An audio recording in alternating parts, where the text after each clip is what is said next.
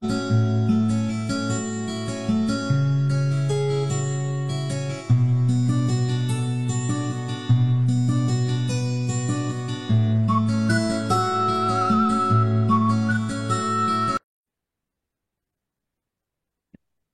à toutes, bonjour à tous, Sébastien de Forza One Télé, bienvenue pour cette nouvelle émission.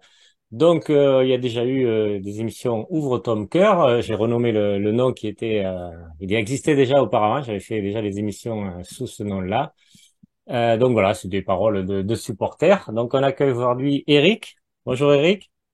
Bonjour Seb. Alors bon, en fait, Eric ne souhaite pas apparaître à l'image, donc on va juste entendre sa voix. Et du coup, on va nous parler de l'OM. Alors, du coup, cette rubrique, c'est déjà savoir quand remonte l'intérêt, la passion de l'OM. Toi, est-ce que tu as une date ou une période où tu te dis, finalement, c'est là où ça a commencé à m'intéresser, quoi. Oui, bah, très clairement, la période où je m'y suis intéressé, c'était dans les années 80, je crois que 86, l'été 86, quand Michel Hidalgo arrive au club,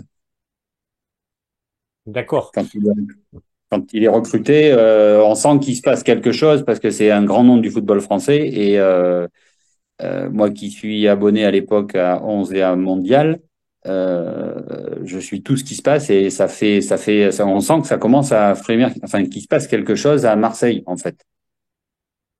Ouais, c'est le début de l'ère tapis, hein, parce que c'est tapis qui au cours de la saison, enfin déjà il y a des négociations qui durent très longtemps. Moi, je vais pas refaire l'histoire. Il y a la vidéo historique que j'ai faite sur tapis où ça prend toute la saison et en fait il prend ses fonctions avant la fin de la saison, juste avant la finale de la Coupe de France Bordeaux-Marseille. Et donc après, effectivement, lui, de toute façon, il avait dit qu'il venait qu'avec Michel Hidalgo. Il avait dit, je veux le meilleur entraîneur. Et forcément, à l'époque, le meilleur entraîneur, c'était le sélectionneur de l'équipe de France, qui venait de quitter sa fonction. Est-ce que toi, t'es un peu comme moi, parce que là, du coup, ben voilà, ça tombe, je pense pas par hasard, ta passion là, au moment où ta pied arrive. Moi, je l'ai dit souvent sur cette antenne. Moi, ma passion, évidemment, j'aimais le foot avant, évidemment, mais elle naît clairement du personnage Tapi, quoi. Moi, c'est ça qui m'a fait aimer l'OM. Voilà, j'adorais ces émissions Ambition. On a fait une émission tous les deux, justement, sur Tapi. J'aimais ce côté entrepreneuriat. Moi, c'est vraiment lui qui m'a fait aimer l'OM, au départ. Est-ce que toi, c'est Oui, pareil ou pas forcément? c'est tout à fait ça. En fait, ce qui est rigolo, c'est que quand on parle du début, vraiment le début de l'histoire, c'est ça. On regarde tous le foot, on aime jouer au foot, et cet été-là, enfin ce mercato-là, on sait qu'il va se passer quelque chose. Et ce qui est rigolo, c'est que autant de tapis a fait couler beaucoup d'encre pendant toutes ces années où il a été au sein de l'OM, autant les premiers temps, moi, ce qui m'a marqué, c'est vraiment, j'étais focus sur les joueurs. Et j'avais pas encore pris j'étais vraiment dans le foot là, à 100%. Du coup, j'avais pas pris la mesure que c'était lui qui allait être le grand patron de toutes les victoires de Marseille, quoi. D'accord. Donc c'est comme moi, de toute façon on a à peu près la même époque où forcément on avait vibré déjà, on avait commencé à vibrer en 82, en 84 avec l'équipe de France, avec les grands noms qui composaient cette équipe, notamment Giresse qui était là. Et forcément quand il prend Giresse de Bordeaux et qu'il l'amène à Marseille, mais on aime tous ce joueur, évidemment, Platini, Ticana, etc., tous les grands joueurs de l'équipe de France. Mais forcément, voilà, il prend un des meilleurs joueurs, enfin, en tout cas, parce que, oui, Platini était en Italie déjà. Donc, il prend le meilleur joueur du championnat de France, il l'amène d'entrée. Donc, c'est un sacré coup. Et on suit, effectivement, aussi ces joueurs-là, quoi, qu'on connaît. Ouais, ouais, c'est ça, c'est la révolution à Marseille. Il se passe, c'est un Ouais, c'est là, c'est une révolution. C'est une révolution, et puis on sent qu'il va se passer quelque chose. Et est-ce que toi, tu te dis bon après c'est après le discours après, mais très vite, Tapi il dit moi je veux gagner la Coupe d'Europe quoi. Est-ce que du coup c'est vrai qu'à cette période il faut la resituer pour les plus jeunes. Euh, certes, les équipes pouvaient aller enfin, à loin, hein, disons une demi-finale maxi, mais butaient toujours en demi-finale. Enfin, évidemment, il y a eu avant Reims, Saint-Étienne, mais ça remontait, ou Bastia. Mais voilà, ils butaient à chaque fois sur les équipes italiennes, notamment, qui étaient plus fortes. Et c'est vrai que ce rêve de gagner une Coupe d'Europe d'un club français, ça paraissait inatteignable. Donc, est-ce que toi, tu te dis ben finalement, avec ce gars-là qui a l'ambition débordante, et il l'a prouvé dans le monde d'entreprise, finalement, on pourrait toucher du doigt de cette Coupe d'Europe. Alors, mais pas au début, parce que même si on sent effectivement qu'il se passe quelque chose cet été-là, euh, on ne peut pas imaginer que gagner une Coupe d'Europe, puisque tous les clubs qui ont tenté ont perdu et sont très loin derrière. Il y a vraiment un grand décalage entre les top clubs de l'époque et, euh, et en plus, Marseille, quand Tapi arrive et prend Marseille, eh ben, ils sont pas non plus en tête du classement. Ah Donc oui, c'est vrai que c'est pas, même si on sent qu'il se passe quelque chose, on peut vraiment pas prédire qu'il va tenter, qu'il va annoncer qu'il veut gagner la Coupe d'Europe. Et c'est vrai que ça, par contre, fallait qu'il soit quand même sacrément courageux et puis qu'il croie vraiment en son projet pour arriver à ce qu'il a à dire ça, quoi. ouais, parce qu'il faut citer aussi, je sais pas si tu as vu le reportage Les Minots qui est passé sur Canal+, et on peut le revoir sur MyCanal, ben, de nos confrères de Football Club de Marseille, que j'ai reçu plusieurs fois ici, hein, qui ont fait donc sur la période Minot, qui était juste avant, où le club a failli disparaître. Et c'est grâce aux Minots qu'ils ont réussi à remonter, enfin déjà sauver la place en deuxième division, puis après la remonter.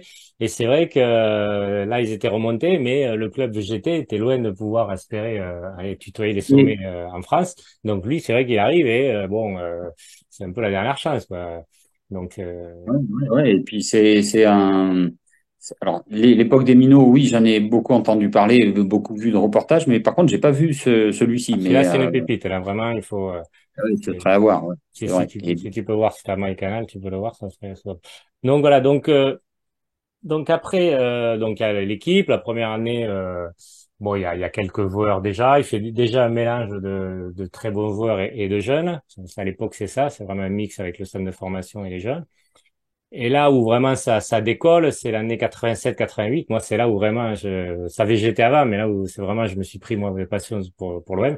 C'est la campagne européenne qu'ils ont faite en Coupe des Coupes, où ils sont allés jusqu'en demi-finale face au grand Ajax.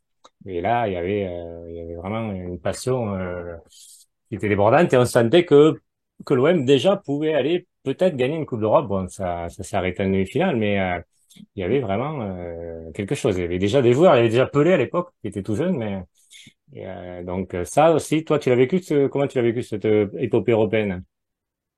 Ah ben l'épopée européenne, on la suivait à fond parce que bon ben on était tellement décalé par rapport depuis toujours. Enfin moi j'avais toujours connu qu'on était décalé en Coupe d'Europe et que c'était le rêve de gagner bien sûr la Coupe d'Europe. Et d'ailleurs on faisait même pas tellement de chichi. On aurait pris n'importe quelle Coupe d'Europe, hein, d'ailleurs, hein.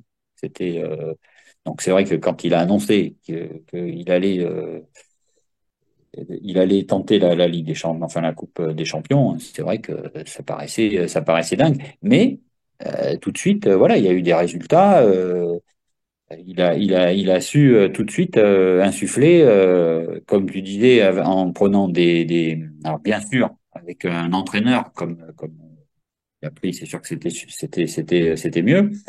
Mais il a pris aussi des joueurs qui allaient bien, avec intelligence, et il y avait quand même encore des jeunes. C'est la deuxième année. Donc, Alors il a quand 87. même Ouais, je vais te dire su. quelques noms, du coup ça va nous un peu nous rafraîchir la mémoire. C'est bien.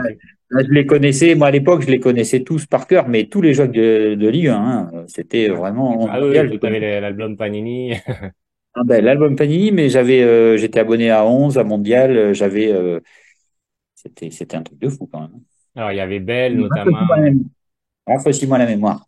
Ouais, il y avait Joseph Antoine Bell, donc le célèbre gardien camerounais, Henri Stambouli, hein, qui était, qui était Oui. remplaçant. En défenseur, il y avait William Ayache qui était Et en Finlandais. en équipe de France. Hein.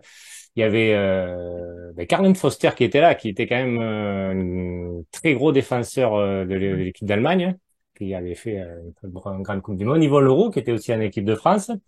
Éric Murat, bon, lui, c'était un jeune.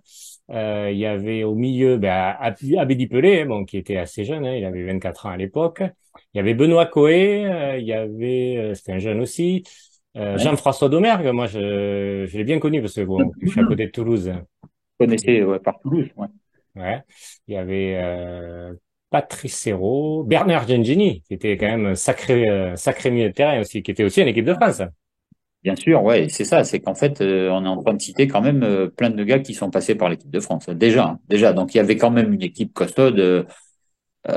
Et puis même Forster, c'était carré. Hein, Voilà, donc derrière, il y avait Foster, Leroux. Au milieu, il y avait... fallait bouger le roux. Hein, fallait y aller. hein. Hein. Ah oui, En plus. c'était très, très élégant comme joueur. Au milieu, donc, du coup, tu avais Domergue, tu avais Gengini, et tu avais Giresse, et tu avais Franck Passy aussi, qui était... alors, je sais plus si c'était avant ou après sa période de Toulouse. Peut-être avant, je pense. Et Ah oui, devant, Franck tu avais Pascal. Klaus Saloff, François Buisson et Papin, du coup. Ouais. Klaus Saloff, ouais. Lui aussi, c'était un renard de Sacré joueur, surface. Klaus Saloff, ben, qui avait... il avait joué à Bordeaux, je crois, avant. C'était un sacré attaquant et Papin l'a dit souvent que ça lui a permis de progresser devant les buts, quoi, avec Ah, un parce pied qu'il à ses était très côtés. technique et c'était vraiment. Tu parlais de Yvan Leroux qui était élégant, mais lui aussi était élégant. Hein. C'était un attaquant. Mais Et pas c'est vrai que longtemps. ça a permis ça de vraiment de nous attacher à cette équipe parce que forcément, il y en a beaucoup qu'on connaissait du championnat de France ou de l'équipe de France. Et donc ces joueurs-là, on connaissait le niveau et on savait qu'ils pouvaient vraiment faire de grandes choses, quoi.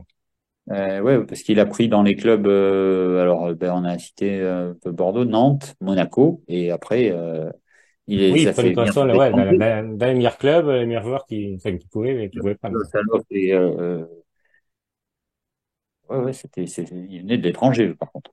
Ouais, ouais, oui, après, de toute façon, il faut se rappeler, pareil, à l'époque, il y avait droit à que 3 étrangers par équipe. Hein. Mhm. Exact, Dans- exact, exact, exact. Précisons ça parce que c'est vrai que ça nous paraît un peu dingue maintenant, mais à l'époque, il y avait quoi? Il y avait deux étrangers ou trois? Trois étrangers. Ouais. Trois étrangers, donc oui, il Maxi, hein, fallait. dans l'effectif. Donc, Et c'est ça, en plus, maxi dans l'effectif, hein, pas sur le terrain. Hein. enfin, du coup, tu pouvais les mettre les trois sur les terrains, mais bon, c'était, Oui, mais enfin, tu pouvais pas en avoir trois autres sur le banc, quoi, c'est ça que je veux dire. ouais. Enfin, je sais pas, il y avait, ouais, je sais pas, parce que je sais qu'à un moment, il y avait un étranger qui avait dû prêter Marseille plus loin. Enfin. Donc cette année-là, bon, mais l'OM s'installe. Je crois qu'ils finissent deuxième du championnat. Mais il gagne pas encore le championnat. Là où il gagne le championnat, c'est en 88-89 avec le doublé, quoi. Avec là, il a recruté Gaëtan Huard dans les buts, avec Guillaume Varmuz aussi, Eric Dimeco qui était prêté, il revient. Il y a toujours Foster, il y a toujours Leroux, il y a Philippe Tis qui était en équipe de France aussi. Mhm. Et au milieu, ben, il y avait toujours Ayou, Co est toujours, Patrice Serrault, toujours, Bruno Germain qui fait son apparition, Frédéric Mérieux, moi j'aimais bien ce joueur qui était souvent remplaçant, mais qui était très Ouais, technique, et, il a joué à Lens. ouais, Et ouais, ouais. après, ouais, tu te rappelles de Mérieux, et c'est un Ah peu le oui, même style, il y avait Philippe Vercouys, moi j'adorais ce joueur qui était aussi en équipe de France, oui, oui. Oui. sacré Un, anci- technique. un ancien Lensois qui Ouais, était passé par Bordeaux, je crois, et puis Marseille. ouais, ouais, voilà. Et Franck Sauzet, qui a 22 ans, était déjà là. Et devant, c'était la même équipe. Donc déjà, on voyait que l'effectif se renouvelait. On montait en gamme, même si de toute façon, ça c'est la méthode tapis où il y a beaucoup de renouvellement. Ils voulaient tout le temps qu'il y ait des renouvellements, quoi. Oui, ça, je me souvenais pas. Enfin, avec le recul, avec ce on l'a dit, mais c'est vrai que c'était assez surprenant qu'il ait envie de renouveler sans cesse l'équipe, quand même, en la renforçant en plus. Il faisait pas du turnover juste pour le plaisir. C'était parce qu'il estimait qu'il y avait un peu mieux à faire de ce côté, un peu mieux. C'était bien calculé. Et alors toi, c'était vraiment les joueurs qui te plaisaient ou aussi le jeu qui était pratiqué, parce qu'il y avait quand même un jeu qui était porté vers l'avant, surtout cette année-là. Moi, si vous me connaissez, j'aime beaucoup cette année-là parce que c'est Gérard Gély qui est entraîneur. Enfin, d'abord Gérard Banide, mais après il est vite éjecté en juillet. Donc, je crois qu'il a fait trois défaites et après il a été viré. Il y avait Cantona aussi qui était prêté à Bordeaux. Mais là, c'était vraiment un jeu vraiment porté vers l'avant, un jeu offensif, du panache. Donc vraiment, moi, c'est le jeu que j'aime. Est-ce que ça Eh aussi, ben toi, ouais. ça t'a plu, quoi, du coup? Ah, bien sûr. Mais bien sûr, on adhérait à fond avec quel que soit le. Je pense que Marseille a fait rêver à l'époque toute la France. Alors bon, ok, chacun avait son club aussi, peut-être, même sans doute, mais il y avait, mais ils ont fait rêver parce que justement c'était costaud et puis c'était on sentait quand même que c'est ce qu'on aime voir dans le football, c'est-à-dire que c'était flamboyant, c'était porté vers l'attaque. Il y avait des buts, il y avait une grosse ambiance, il y avait une grosse ambiance. Même à la télé. Alors, c'est vrai qu'on avait beaucoup moins de vidéos, mais à la télé, tu sentais que, enfin, moi, je n'avais jamais vu ça ailleurs, hein. Donc, même à la télé, c'était magique, quoi. Ouais, c'était magique. C'était une époque magique. Et en plus, enfin, quand on compare, bon, ouais, tout n'est pas comparable, mais disons ce qu'on peut faire la différence, beaucoup le disent, c'est qu'à cette époque-là, il y avait vraiment, qu'on soit supporter marseillais, parisien, Monaco, Bordeaux ou autre, peu importe. En fait, on supportait vraiment tous les clubs français, quoi. Il y avait vraiment pas comme maintenant où c'est vraiment très club, je veux dire, voilà, le supporter marseillais va pas supporter Paris et Ouais. inversement ou autre. Bon, il y a des clubs qui passent un peu plus, enfin, que les autres supporters s'en fichent un peu, je veux dire, mais il n'y avait pas, comme ça a toujours été le cas en Italie, où là, c'était toujours marqué, ou en Espagne, hein, le Barça, ils vont pas supporter le Real. Mais à cette époque-là, c'est vrai que comme il y avait pas un club français qui allait très Oui. loin, il y avait vraiment, à ce moment-là, quasiment tout le monde, tous les supporters, enfin, tous les amoureux de foot qui supportaient les équipes françaises en lice, quoi. Oui, ah ben alors ça, c'est tout à fait vrai. Et c'est vrai que même si je comprends très bien, moi, j'ai quand même gardé un petit peu quand même pas cette nostalgie, mais cet instinct de se dire, il y a un club français en finale, je suis pour le club français en finale, quoi, voilà, hein. Et c'est vrai entre Marseille et Paris, bon, c'est un peu compliqué quand même d'aller, effectivement, oui. Bon, maintenant, parce qu'il y a il y a eu de telles batailles sur le terrain qui ont fait, et puis ou en dehors du terrain d'ailleurs, qui ont fait que c'est compliqué. Mais il faut quand même reconnaître que quand un club arrive à un certain niveau, en finale, bon, la plupart du temps, il y a quand même encore un petit peu, quand on fait des sondages dans la rue, les gens sont quand même pour le club français, tu vois. Oui, oui, disons que oui, c'est ouais, c'est un Mais, peu plus mais t'as partagé, mais c'est raison, vrai que même il y a des supporters de l'OM qui disaient, t'as raison. voilà, bon, Quand c'était Saint-Étienne en finale, mais toute la France était derrière Saint-Étienne. Quand tu mm. regardes les journaux de l'époque, tout le monde était pour Saint-Étienne, que tu habites en Bretagne ou même à Paris, ou même parce que. Mais en fait, ce qui se passait à l'époque, c'est qu'en fait, on perdait énormément. Donc en fait, on faisait pas trop, entre guillemets, la fine bouche, hein. Il fallait vraiment Mm. aussi. Il y avait aussi ce côté rareté de l'image, rareté peut-être, je vais peut-être un peu loin, mais rareté du bonheur, hein, d'un point de vue footballistique, tu vois. Mm. Donc voilà, maintenant on a tellement d'images, on a tellement de possibilités de voir des buts et de voir plein d'actions et de revoir tant qu'on veut les actions, que c'est vrai on s'est un petit peu centré sur certaines choses, c'est sûr. Alors cette année-là, l'OM fait le doublé avec notamment une finale qui est d'anthologie. Là, je viens de faire une vidéo sur Jean-Pierre Papin là, avec ses trois buts en finale, ce triplé, avec cette finale de Coupe de France extraordinaire, 4-3, une finale hyper offensive et l'OM qui fait le doublé. C'est une sacrée finale. Alors, je me rappelle pas de tout évidemment, ça fait très longtemps, je l'ai pas revu, mais ça marque. On a quand même de cette finale ce football offensif quoi.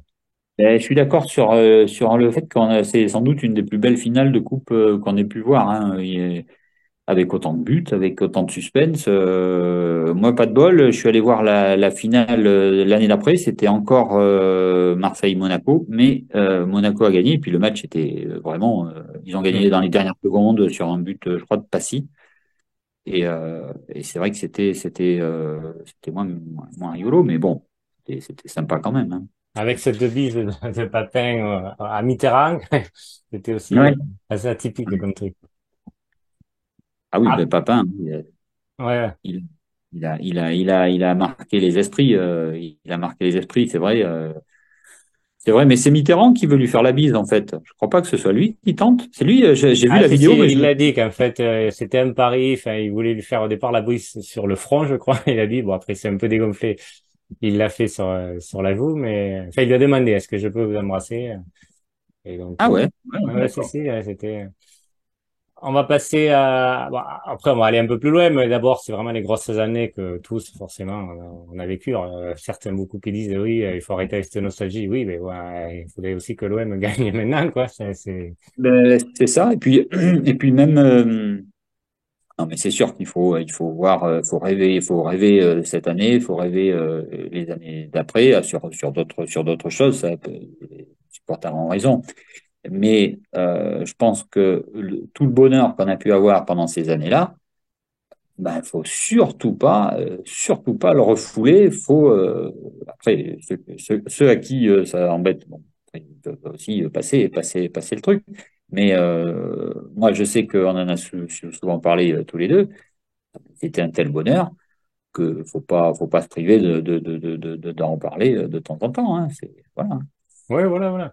Et puis de toute façon, il y a des épopées, il y a plusieurs épopées. Et c'est pas parce que, voilà, on se rappelle de bonne époque que ça engendre, enfin, le présent, c'est autre chose, quoi. C'est rien à voir, quoi. Mais bien sûr, c'est pas pour habiller Paul pour mieux déshabiller Pierre. C'est voilà, c'était une grande époque. C'est vrai que bon, on a eu la chance de la vivre, même si on n'est pas sur place, de la vivre à fond, hein. Voilà.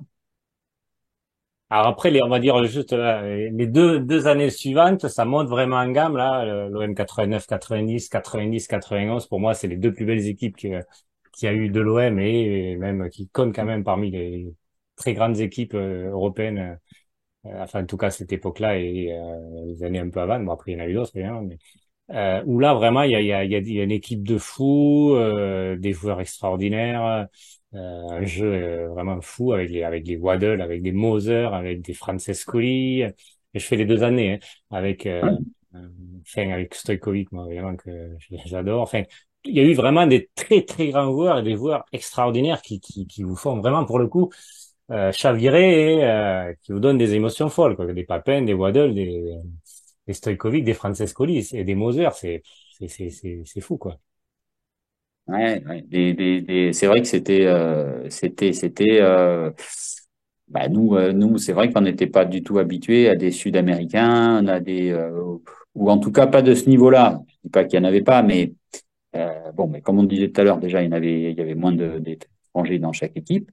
Et de toute façon, il n'y avait pas les moyens financiers pour arriver à avoir des joueurs comme ça. Donc, bon, Toi, t'as un ça joueur peut être. vraiment qui t'a marqué, que t'es particulièrement, que t'as vraiment adoré, quoi. C'est que quand tu dis, c'est marrant parce que quand justement, ben, par rapport à ce qu'on disait tout à l'heure, faut surtout ces mecs-là, faut surtout pas les oublier, les Francescoli, les Waddle et tout ça, parce que bon, c'est vrai que l'autre jour il y avait Papin. Lui, c'est vrai que c'est un peu la tête de gondole. C'est les papinades. C'est lui qui a. Alors bizarrement, c'est pas lui qui a fait gagner la Ligue des Champions, mais enfin, il a marqué pour moi. En fait, quand on parle de l'OM, c'est Tapi effectivement et Papin. Voilà. Et d'ailleurs, par rapport à Papin, ce qu'on disait l'autre jour, c'est que le geste qu'il a fait connaître et qui a permis de marquer beaucoup de buts spectaculaires. euh, Il n'y a pas beaucoup de mecs qui tentent le geste. Et quand on analyse un petit peu le geste, c'est un brossé avec un extérieur. Et en plus, il est du mauvais côté du terrain. Il est excentré du terrain. Hmm. La plupart des gens qui tentent le geste le font de bas vers le haut. Ils ne le tentent pas de droite à gauche. Lui, il donnait un effet au ballon pour arriver à donner une parabole au ballon. Et moi, j'ai pas le souvenir de revoir des gens qui l'ont fait, en tout cas régulièrement. Ouais, c'est vrai, ouais, c'était un geste qui revenait souvent, ouais. On a C'était, tous on a tous rêvé de reprendre le ballon, ouais. mais de bas en haut, pas brosser avec un extérieur. Et Ouais. techniquement, voilà. Ça, c'est son travail, hein. C'est son travail après l'entraînement qu'il a bossé, et que du coup, c'est arrivé là, quoi. Et c'est vrai qu'avoir un buteur comme ça, fait moi, je sais pas toi quel poste tu jouais, mais moi, je jouais attaquant, et c'est vrai que quand je voyais ce type de buteur, je me dis comment il fait, quoi. Évidemment, c'est pas le même niveau, mais je veux dire, ouais, le gars, n'importe quelle position, il peut marquer, c'est fou, Oui, quoi. c'est très puissant. Et puis il y avait ça m'est venu justement en voyant les images, parce que c'est quelque chose qu'on n'avait jamais vu avant, mais que finalement on n'a jamais vraiment revu après, ou en tout cas pas par hasard, pas avec autant de. Et comme tu dis, c'était forcément travailler à l'entraînement, et c'était pas qu'un peu travailler à l'entraînement, c'était pas 5 minutes, c'était des heures et des heures pour arriver à avoir une précision comme ça et d'arriver à le mettre côté extérieur sans contrôle. Parce qu'on voit beaucoup de buts, Mbappé marque des buts quand il est au premier poteau et il va chercher le second. Mais la plupart du temps, il est arrêté ou le ballon roule, mais il est pas envolé, quoi. Tu Mm. vois? Donc techniquement, il faut aussi, tout à l'heure on disait, ben, faut peut-être se souvenir du passé, aussi se dire qu'il a fait techniquement quelque chose qu'on voit plus vraiment maintenant. Et alors cette époque-là, enfin ces 2 années-là, c'est quand même aussi ce qui marque, c'est quand même le parcours en Coupe des Champions à l'époque, où l'OM vraiment monte en gamme, va très loin et bon 89-90 où l'OM aurait très bien pu gagner la Coupe d'Europe cette année-là. Alors en tout cas dû aller en finale forcément, avec les tours qui passent et l'OM écrase et puis arrive à ce demi-finale. Je sais pas toi, mais je le répète très souvent si vous me connaissez. Évidemment, vous m'avez vu les lives, où moi, ce match OM Benfica, je parle de l'aller, le retour aussi évidemment, mais au match aller, pour moi, c'est un des plus beaux matchs que j'ai vu avec un festival offensif et l'OM qui attaque de partout, des occasions de partout, fait un Francescoli qui fait des gestes de fou, Waddle, et au final, il y a que 2-1. Bon, en plus, l'OM aurait sûrement dû avoir un but de plus. Il y en a un qui est à la limite de la ligne. Bon, il n'y a pas eu la VAR, mais je pense qu'il y a le but. Il y a peut-être un penalty aussi. Et en fait, il y a que 2-1, alors qu'il a dû avoir 5-1 minimum, voire 6-1, quoi. Je sais pas si tu te rappelles vraiment de ce match. Pour moi, ça m'a marqué. Benfica, ouais, si, je l'ai vu. Par contre, je suis pas sûr d'avoir vu les deux matchs. Ouais, je suis pas sûr d'avoir Alors, le vu les deux matchs. retour, franchement, j'ai pas de vagues souvenirs. J'ai dû le voir, mais enfin, après, forcément, vu la déception avec cette main de Vata. Mais voilà, l'OM est au-dessus, doit gagner. Voilà, Benfica a sûrement acheté le match ou Milan AC a interposé parce qu'il y a même à la fin du match des journalistes italiens qui disaient ah ouais, il y a un joueur de Benfica, le meilleur joueur de Benfica, il a pris un carton rouge. Hein, Berlusconi est partout. Ils avaient mis un petit truc, bon, comme quoi. Bon, personnel évidemment, mais bon bref. C'était Donc c'est vrai que là cette année-là, hein? le score, le score, enfin c'était mal payé, mais le problème du foot, c'est ça, c'est qu'en fait, même si tu fais un jeu de rêve, malheureusement, si tu concrétises pas, ça suffit pas, hein. Ouais, ouais, c'est ça. Et l'année d'après, ben, il y a 91 où l'OM là est aussi fort, fait partie des 2 meilleures équipes au monde assurément. Bat le Milan AC en quart de finale, va en demi-finale, passe la demi-finale, va en finale où l'OM est favori. L'OM domine l'Étoile Rouge de Belgrade, qui est quand même une grosse équipe aussi, mais a pas énormément d'occasions. 4 grosses occasions, les rate, et bon, ça finit au tir au but. Et comme les Yougoslaves, un championnat, il n'y a pas de nul, ils terminent toujours au tir au but et ils sont habitués. Et là, c'est logiquement qu'ils gagnent, quoi. Là, c'est vraiment une grosse désillusion parce que là, l'OM était au-dessus, quoi. Pareil, ouais, c'est vrai que, ouais, grosse, oui, oui, là, quand même, on se dit, mais c'est vrai que ça s'acharne et que ça va être compliqué finalement, hein. Là, tu te C'est dis, ça. ouais, est-ce que l'OM peut se relever et aller quand même gagner la Coupe d'Europe au bout d'un moment ou c'est bon, hein, ça refait, c'est le- la Ah ben là, fatalité, quoi, sur les clubs français, quoi. pense que tout le monde prend un coup sur la tête, mais quand même, on sent quand même qu'il y a eu tellement de paliers de franchis qu'on sent que c'est quand même possible, tu vois. Même si, effectivement, quand tu prends des défaites à la fin comme ça, t'es dégoûté, surtout quand tu joues comme ça. Mais je pense que le train était en marche, hein. Le train était en marche, hein. Et donc 93, l'OM qui gagne la Coupe d'Europe avec une équipe qui est moins bonne qu'en 91, assurément, même Tapi l'a dit, hein. Que le Milan AC est au-dessus, mais l'OM est costaud, vraiment très costaud, lâche rien et a la chance de marquer le premier et du coup ça casse. Enfin, c'est forcément, tu prends un gros avantage en finale. Donc avec cette victoire là, c'est vraiment le Graal. Je sais pas que voilà, on est jeune. Moi j'ai 20 ans en 93. C'est vrai que là c'est la consécration. C'est fou qu'on a. On est c'est Ah ouais, on est- ils ont rendu fier tout Marseille, mais ils ont rendu fier quand même la France parce que voilà, à l'époque donc il y avait une pénurie de football ou de bon football et du coup toute la France était fière de cette équipe. Hein, faut quand même le reconnaître. Hein. Après voilà, il s'est passé plein de choses depuis 30 ans, mais par contre moi je me souviens bien que c'était de la folie. Tout le monde était tous les bars étaient allumés le soir de Marseille, hein, ça c'est sûr. Hein. et donc depuis, bon, je sais que voilà, c'était vraiment tu gardes cette époque bénie où t'étais vraiment à fond. Là. Après, au fil du temps, comment t'as vécu, comment t'as vu, comment t'as regardé l'OM, comment t'as aimé, c'était moins fort. C'est pourquoi? C'est aussi parce qu'on est jeune et donc et après on fait autre chose. C'est pas comment t'as vécu après le Moi 93. après bon, il y a eu beaucoup d'évolutions en 30 ans. Il y a eu beaucoup parce que si la période tapis, il y a eu de l'argent, ben on s'aperçoit, moi à l'époque, ce qui est marrant, c'est que je me souviens très bien c'était encore en francs, donc on parlait de 1 million de francs, 100 000 francs, et en fait, j'avais l'impression que de toute façon, il y aurait jamais plus d'argent que ce qu'il disait, parce que ça me paraissait dingue. C'était déjà le prix d'une maison à l'époque, quoi. Et en fait, évidemment, il y a eu l'arrivée de l'argent, mais massif. Il a changé beaucoup de choses et il a quand même un petit peu modifié le comportement de certains joueurs, tu vois. C'est normal, hein. Ça a modifié. Et par rapport à cette époque-là, moi, je pense que les joueurs sont plus. Je suis pas sûr qu'ils mouillent le maillot autant qu'ils l'ont fait à cette époque-là. Tu vois, qu'on parlait de Papin qui réussissait son geste technique. Et toi, tu précisais il bossait 1 heure et demie de plus pour arriver à faire ses gestes en règle générale, hein, pas que, il travaillait pas que celui-là, bien évidemment.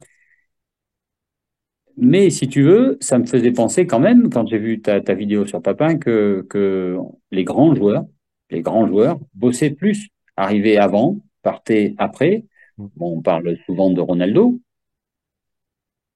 J'entendais encore l'autre jour un ancien joueur qui jouait avec lui à Manchester, qui disait que c'était pas très drôle quand on allait manger chez Ronaldo parce qu'en fait, bon, c'était très, très calculé, très diététique, mais qu'en plus, juste après, il proposait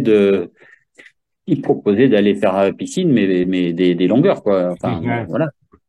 Alors, on peut dire que le gars profite pas trop. Par contre, on sait ce qu'il a réussi à faire. Alors, le but, c'est pas de dire que tout le monde soit Ronaldo ou Papin. Mais enfin, quand même, il y a des trucs qu'on voit des fois sur des terrains où Oui, on peut regretter. Manque de motivation, manque d'investissement dans la façon de voir, de jouer sur le terrain, mais pas que, en dehors aussi, quand les joueurs sont des fois un petit peu loin des supporters, sont un peu loin des gens. ouais. Après, il faut remettre dans le contexte, il y a tellement d'argent en jeu, il y a tellement de moi, franchement, des fois dans la vie, on voit des gens qui, parce qu'ils gagnent 500 euros de plus ou changent complètement leur façon de faire. Donc, les mecs qui gagnent autant de pognon, je peux comprendre qu'ils aient pas la même, enfin, qu'ils fassent pas exactement ce qu'on aimerait qu'ils fassent, c'est-à-dire ce que je viens de dire. Et après aussi, si tu veux, ça me fait penser, enfin moi j'avais un copain à l'époque à 20 ans là où bon, c'était tous les matchs de l'OM. Alors à l'époque, il n'y avait pas Internet, donc du coup, on allait voir au magasin de journaux But, France Football pour voir les Ouais, ouais. transferts et tout. Des fois, on l'achetait, des fois, on le regardait, et hop, sur la boutique. Bon, bref. Et voilà. Mais et du coup, moi, ce copain-là, en fait, il était passionné. Il a même été à Munich. Moi, j'aurais pu y aller. Moi, j'ai pas pu y aller. Enfin, j'ai pas voulu y aller parce que je trouvais que c'était un peu cher. Donc, bref. Et après, lui, par contre, il s'est complètement désintéressé du foot, hein, de l'OM, mais du foot en général, parce que il a pas aimé comment le foot a changé en mal avec vraiment ce fric à outrance. Justement, ces joueurs qui mouillent le maillot, qui ont pas l'esprit club, il y en a très peu maintenant qui ont l'esprit enfin, de vie. Là, ils changent de club tous les ans, enfin, etc. Il y en a très peu qui restent longtemps. Donc lui, ça en est dégoûté. Il y en a beaucoup d'autres qui me sont dégoûtés. Bon, moi, j'ai Moi, toujours regardé cette passion, mais c'est vrai que ce côté-là, ça me gêne beaucoup, non, quoi. mais voilà. Mais moi, pareil, hein, j'ai plein d'amis qui ont été vers le foot, vers le vélo, vers d'autres sports, le rugby, parce qu'ils trouvaient que les valeurs du foot étaient un peu galvaudées. Moi, je peux pas. J'ai la passion du foot et vraiment, c'est impossible à faire passer. Donc, on peut regretter qu'il y ait beaucoup d'argent dans le foot, mais moi, je kiffe de voir toujours les actions. Alors, en plus, on a la chance de pouvoir voir beaucoup de buts maintenant, justement, parce qu'on peut voir tellement d'images. Donc, on n'est pas forcément obligé. Alors, en plus, on n'est pas forcément obligé de regarder un match en entier. On peut regarder juste les résumés, 5-10 minutes. Non, moi, j'ai gardé la passion, mais je suis honnête avec moi-même. Je reconnais que évidemment, l'argent a fait un peu bouger les lignes, les comportements, les mentalités et les jeunes qui arrivent. Moi, par exemple, je leur en veux pas d'être comme ils sont, hein. Hmm. Je leur en veux pas parce que de toute façon, comment on fait? Moi, je te dis, il y a des gens, on le sait dans la société, qui gagnent, qui changent leur façon de faire parce qu'ils ont gagné 500 balles de plus. Voilà, il faut faire avec. Mais c'est vrai que quand on parle de l'époque, donc de la grande époque, il y avait un grand patron et il y avait des joueurs qui mouillaient le maillot quand même. Et c'était à cause du grand patron qui leur demandait de mouiller le maillot. Hmm. Et ça, c'est vrai que c'est un des flashbacks comme on a fait tout à l'heure. Et puis, c'est vrai qu'il faut maintenant se tourner aussi vers la nouvelle saison, les nouvelles saisons. Et puis, il y aura de belles choses qui vont se faire, à n'en pas douter, hein. Faut rester positif. Le foot existera toujours. Et la Et, passion aussi. ouais, voilà. Mais du coup, comment toi tu fais pour parce que bon, t'es un peu comme moi, hein, toi t'es loin hein, de Marseille. Donc bon, moi quand j'étais jeune, j'y allais, ouais, on avait un club de supporters, donc on y allait. Mais là, moi, j'y vais vraiment très rarement. Hein. Je suis allé à l'an dernier au match amical au Milan, mais bon, j'y vais quand ils viennent à Toulouse. Hein, voilà. Mais après, c'est difficile. Toi, comment tu fais pour donc c'est pour suivre quand même l'OM, bon, même si évidemment c'est plus facile maintenant avec la télé et autres. Ben, c'est ça, c'est la télé, les vidéos, les réseaux. Non, c'est quand même assez bien aussi. C'est vrai que l'expérience du stade, ça remplace pas l'expérience du stade. Ça, c'est sûr. C'est comme tout, mais comme tout spectacle, on va dire, parce que le foot, c'est quand même un spectacle. Mais il y a moyen, oui, bien sûr, de suivre sans. Bon, c'est sûr. Bon, les chaînes télé en parlent. Moi, je regarde beaucoup l'équipe aussi, l'équipe 21. Bon, ils font beaucoup de débats quand même aussi, hein. T'es comme au début des années 90, t'arrives à t'attacher à des joueurs ou c'est plus maintenant plus bah, l'OM tout court, c'est plus l'équipe, plus le jeu, c'est comment C'est comment marrant parce que les joueurs ressortent pas comme à l'époque, effectivement. Ouais, je pense qu'il y a. Non, mais il faut, si on replace dans leur contexte, quand tu as 12-13 ans, il y a un côté un petit peu naïf aussi. bien Il faut quand sûr. même le reconnaître. C'est-à-dire que moi, j'étais baba devant tout ça. Donc, bon, bah, maintenant, évidemment, le temps a passé, les images, les milliers de buts, ont fait qu'il y a c'est pas une lassitude, bien au contraire, parce que tu as toujours envie de voir, de revoir des papinades, hein. voilà, moi je Hmm. suis preneur. Hein. Allez-y cette année, faites des papinades, hein. Faites-vous plaisir. Non mais je plaisante, mais on espère toujours. En fait, c'est l'espoir. On dit toujours l'espoir fait vivre, mais quand voilà, moi, j'ai espoir pour que il y ait encore du beau jeu et que de belles choses qui se passent et qui fassent vibrer, parce que Dieu merci, le stade n'a pas vibré que à cette période-là, il a vibré quand même depuis, quand même. Ah oui, oui, mais bien sûr, des grands moments, Mais évidemment. c'est vrai qu'on faut être raisonnable. Bon, avoir une époque aussi incroyable, c'est vrai que c'est pas encore fait, mais ça peut revenir aussi, hein, des saisons Et pleines, c'est pas. justement, comment tu le vis, toi? Est-ce que que tu vois que l'OM bon, remonte un peu, certes, mais c'est quand même pas, va pas, enfin, si, il y a eu une finale de Coupe de l'UEFA en 2018, c'est une Europa League. Mais c'est vrai qu'en Ligue des Champions, ben, c'est quasiment tout le temps décevant. Bon, cette année, il y a eu un peu mieux, mais bon, au final, il y a quand même élimination.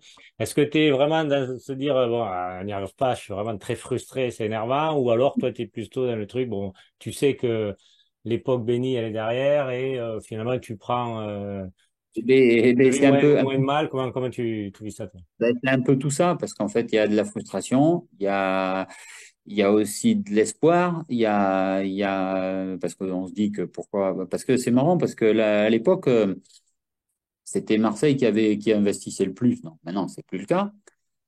Mais donc, c'est de ce côté-là, de ce point de vue-là, c'est un peu frustrant. Mais on voit aussi des équipes qui n'ont pas des budgets si importants que ça, qui arrivent à faire quelque chose aussi. Donc on s'aperçoit quand même que ça rejoint un peu ce que je te disais tout à l'heure par rapport à la philosophie des clubs en règle générale, pas spécialement à Marseille. Bon, s'il y a un club qui est un vrai club, il y a possibilité de faire quelque chose avec des moyens, mais pas forcément des moyens pharaoniques. D'ailleurs, Paris n'a toujours pas gagné sa Ligue des Champions, alors que c'est des moyens XXL. C'est pas eux qui gagnent la Ligue des Champions. Donc il y a, c'est vrai, cette frustration enfin, cette nostalgie de cette belle époque, et- mais on est avec l'espoir qu'il y ait encore de belles choses Ouais, mais à faire. alors, est-ce que parce que bon, par exemple, ben, à un moment quand je faisais l'antenne avec Romain Massillamars, on le salue, qui lui, bon, il est un peu plus jeune que nous, donc il a vécu un petit peu la fin de l'époque tapis, même s'il a bien connu puisqu'on a fait des vidéos ensemble. Lui, par contre, il reste quand même, enfin, je parle de lui, il n'y a pas que lui, il y en a beaucoup de personnes qui du coup sont vraiment encore plus frustrées et qui du coup moi aussi, le premier, forcément, mais bon, je mesure un peu, qui ont le fantasme, si tu veux, du budget limité. Voilà, à la vente OM, pendant 3 ans, on nous dit que ça arrive. Bon, Mais, ça arrive jamais, mais mais ça, du coup, tu vois, d'un investisseur au budget limité comme le Qatar ou l'Arabie Saoudite, quoi. oui, mais moi je trouve que c'est enfin, je les comprends, hein, moi je les comprends tous. Hein, moi je trouve que c'est une anomalie que Marseille n'ait pas été repris quelqu'un de fortuné qui fasse quelque chose, hein, bien sûr, parce il y a un terrain mais incroyable à Marseille. C'est un club, mais qui l'a montré donc à cette période-là, qui pouvait vibrer pour. Il y a quand même des clubs où il y a des moyens et où tu as l'impression que ça vibre pas tout à fait quand même. Donc c'est dommage. À Oui. Marseille, tu peux tout avoir. Voilà, tu peux faire. Et c'est ce que Tapi avait compris. Lui, il avait dit, Après, après, je vais faire. ouais. Après, il y en a beaucoup qui disent, bon, effectivement, ça pourrait être l'entreprise marseillaise CMA-CGM avec Saadé, qui ont la Provence, enfin, qui a un argent de fou, là, qui deviennent sponsors de l'OM cette année, a priori, avec plus de moyens que les anciens sponsors. Donc, c'est vrai que lui, ça serait le candidat idéal, mais a priori, il veut pas, ou alors ça a caché, j'en sais rien, mais pour l'instant, ils sont que sponsors de l'OM. Ça serait vraiment l'idéal. L'entrepreneur local qui est multimilliardaire et qui a un peu la passion de l'OM, donc qui pourrait reprendre ce club, quoi. Alors, ce serait l'idéal si c'était quelqu'un de local, ça c'est sûr. Parce que c'est vrai que quand tu es dirigé par quelqu'un qui est à Dubaï ou à New York, bon, on le voit bien quand même, les Américains, c'est pas qu'ils veulent pas, mais enfin, des investisseurs, donc bon, ils investissent, mais ils attendent, enfin, un résultat enfin, quand on regarde tous les investissements américains, on est un peu sur la fin, quoi.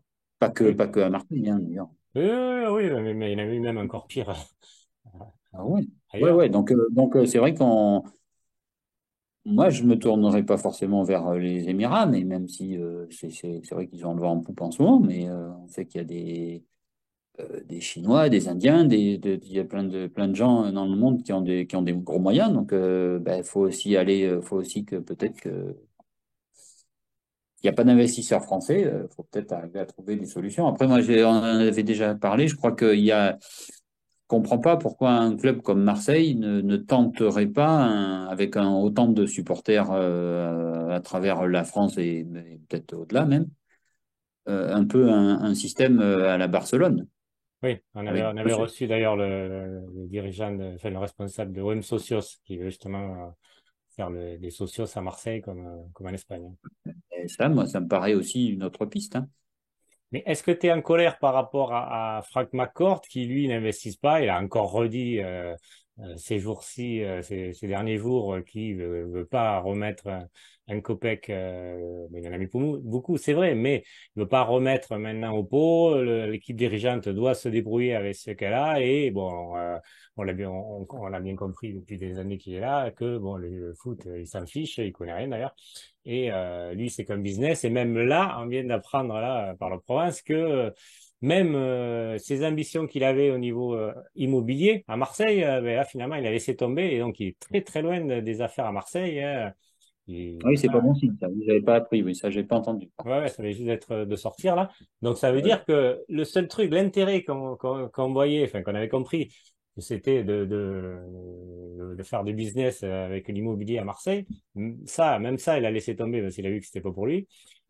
Donc, il est très très loin de Marseille et Euh, le Ben, foot, c'est il s'en fout. Donc, peut-être qu'il prépare sa sortie, hein, tout simplement, hein, parce que c'est vrai que s'il n'investit pas dans l'immobilier, ça veut dire, même s'il dit bien qu'il vendra jamais l'OM, bon, ça ressemble quand même à un désinvestissement, quand même. En tout cas, il a même laissé, changement de cap. pas l'actionnariat, mais il a laissé la présidence enfin, du conseil, je sais pas comment on appelle ça, le directoire, à Ouais, un de ouais, tes ouais. proches, quoi. Donc, ça veut dire qu'il est complètement désinvesti, quoi. Bah, qui prend beaucoup de recul et alors là, ben, tu vois, là, de toute façon, obligé, désolé, mais de retomber dans l'air tapis parce qu'à l'époque, le gars, il était là et il était peut-être chiant dans les vestiaires à aller, parce que moi j'ai lu des trucs sur lui, c'était quand même, il était pressant quand même mais, Ah oui, pressant et dès oppressant. oppressant et il faisait comprendre que les gars étaient pas, fallait qu'ils, mais comment veux-tu que le gars qui est à New York, voilà, si en plus, voilà, il n'a pas la passion du truc, voilà, c'est un Après, pur investisseur. ouais. C'est pour ça que finalement, un projet local, même s'il est moins fortuné, bah, finalement, moi, quand je vois ce que les Américains ont fait dans les clubs français ou autres, bah, je me dis que c'est peut-être pas un mauvais plan, hein. Parce que moi, j'ai l'impression que, euh, en fait, c'est des personnages qui a eu, quoi. C'est des Tapis, c'est des Bess, c'est des Nicolin. Bon, en France, évidemment, et d'autres à l'étranger, des Berlusconi notamment. Il n'y en a pas 50 000 non plus. Tous les présidents qui sont dans les grands clubs, que ce soit Manchester City, enfin, ou Chelsea ou autres, enfin, ils sont éloignés. L'émir là enfin, oui, l'émir de Manchester City là, il est venu qu'à la finale et il était jamais venu voir un match, quoi. Donc j'ai Non, mais l'impression que c'est quand même une époque qui est vraiment révolue et avec l'argent qui circule encore plus dans le football, c'est vraiment des investisseurs qui, voilà, ils sont là pour faire de l'argent et encore oui, pas oui, forcément en parce qu'on France. parle de. Oui, mais Ouais. t'as raison, parce que ça a changé aussi de ce niveau-là, parce que ce soit avec des petits moyens, parce que les Américains ont peut-être un peu moins de moyens, ou en tout cas, ils veulent moins investir que les Émirats. mais au final, on sent bien que les patrons de ces grands clubs, enfin, de ces investisseurs, ils s'intéressent pas du tout au foot, en fait, clairement. Et ça, c'est quand même dommage. Et ça, ben ça, je pense quand même que c'est un problème et que ça se ressent dans le comportement des joueurs aussi. C'est pour ça, tout à l'heure, quand je te disais que les joueurs, on ne pouvait pas leur en vouloir par rapport à tout l'argent qu'il peut y avoir dans le milieu, par rapport à leur salaire. Euh, je pense qu'il y a aussi, il faut parler aussi de toute cette ambiance un peu bizarroïde. Bon, c'est vrai que ça fait la une des journaux, que ce soit mais dans tous les clubs français, Marseille, Paris, on entend quand même des trucs un peu lunaires. Eh ben, ça explique, ça part en haut de la pyramide et ça tombe en bas de la pyramide. Alors même si c'est en bas de la pyramide, ils sont très fortunés, mais bon, un club, ça reste à la fin, c'est les joueurs, hein. Mm. Ok, ben on va arrêter là. Je pense qu'on a fait le tour. À moins que tu avais une autre chose Non, non, à dire. merci à Bernard Tapie d'avoir eu l'idée de venir faire son projet à Marseille, parce que bon, quoi qu'on en dise, faut se projeter vers l'avenir, mais voilà, c'était bien de faire un petit coucou à Nanar, hein. Voilà, après, moi, j'ai bien envie, comme je l'ai dit l'autre fois, de refaire des vidéos historiques, peut-être de faire une vidéo sur Waddle, sur Francescoli, bon, Stojkovic, je l'ai déjà fait, mais des grandes époques, j'en ai fait pas mal. J'ai fait 90, j'ai fait 91. Enfin, 80, moi, j'ai 90, je l'ai pas fait. J'ai fait 91, donc peut-être. Voilà, ou d'autres plus récentes, hein, 2010, pourquoi pas, le titre de champion. Enfin, c'est intéressant, c'est important de reparler de l'historique. C'est vrai que ben, là, que le reportage des Minots qui est sorti, et c'est vrai que voilà, un club, c'est une histoire. C'est plusieurs époques Oui, qui ont marqué, qui sont importantes, qui construisent un club, quoi. bien sûr, bien sûr, bien sûr. Faut marquer. D'ailleurs, c'est pour ça qu'il faut avoir l'espoir que l'histoire du club s'écrit toujours, et qu'elle s'écrira toujours, hein. Donc, mais c'est vrai que c'est aux joueurs de faire rêver, de bosser pour arriver à faire des belles actions, pour que ce soit durable sur une saison et que ce soit pas sur les deux premiers matchs du championnat, que ça s'éteigne pour X raison. Mais après, c'est vrai aussi que les calendriers internationaux perturbent aussi les joueurs. On l'a bien vu la Coupe du Monde cette année. Elle a eu un impact, quoi qu'on en dise, sur la première partie de championnat et sur la deuxième, et donc sur tout le championnat. Mm. Donc on ne peut pas non plus dire que c'est la faute que des joueurs non plus. Les joueurs doivent faire ce qu'ils peuvent, mais bon, voilà, ils sont tributaires aussi de tout ce qui tourne autour du club et de tout ce qui tourne aussi par rapport à l'organisation des matchs. Ok, je te remercie, Eric, Et ben pour c'est ta moi qui te remercie de participation. l'invitation. Et donc, au plaisir, embrasse la famille. Et Oui, ben pareil, pareil. on se dit à bientôt. Allez, à bientôt. Allez, Salut. merci. À bientôt. Au revoir.